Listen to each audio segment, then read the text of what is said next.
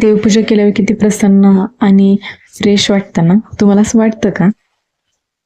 आणि हा व्हिडिओ खास एका ताईसाठी आहे की ज्यांनी मला सांगितलंय की देवपूजा करताना आपल्या गळ्याला कुंकुम लावायचा. तर मी त्यांना विचारलं का लावायचं कुंकुम, म्हणजे मला तर काय माहित नव्हतं. पण ते म्हणले की निगेटिव्ह एनर्जी आपल्यापासून दूर राहते आणि आपल्या मिस्टरांसाठी ते चांगलं असतं. आणि म्हणजे झाला असेल आठवडा की माझ्या लक्षातच नव्हतं, म्हणजे त्यांनी हे मला सांगितलंय. पण काल तिने मला परत आठवण करून दिली की तू तो व्हिडिओ टाकला नाही.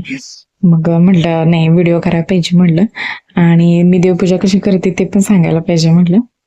मग काय, एकदम साधी सिंपल देवपूजा करते मी, काय असं वेगळं करत नाही.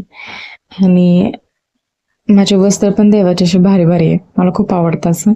पहिले देवीचा फोटो पुसून वगैरे घेतला, नंतर बाकीच्या देवांना आंघोळ वगैरे घालून घेतली. पहिले दिवा लावते मी देवपूजा करणं अगोदर, आणि त्यानंतर हळदी कुंकू लावून मग देवपूजेला स्टार्ट करते.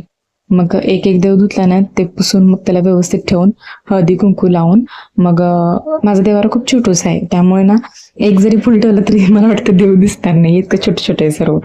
त्यामुळे मी काय करते, एकच फुल तिथे समोर ठेवते आणि बाकीच्या ठिकाणी ना फुलांच्या पाकळ्या सर्वीकडे स्प्रेड करते. मग दिसायला पण खूप छान दिसतं आणि वेगळाच ते लुक येतो नाही का मंदिराला. मला खूप आवडतं. आणि हा माझा क्रिस्टलचा कासव आहे, तो मी बरेच 6 महिने झाले, 6-7 महिने झाले असेल पुजतेय. क्रिस्टल म्हणजे एक विष्णूचं रूप आहे, त्यामुळे मी त्याला पुजते.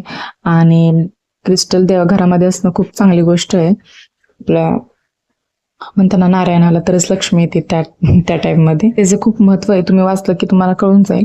आणि कधी पण त्याची शेपूट ना उत्तर दिशेला ठेवायची, असंच तो क्रिस्टल पूजायचा आहे. आणि नेहमी त्याच्या पायाखाली पाणी असलंच पाहिजे. पूजा झाली, आता तुळशीला पाणी वगैरे घालते.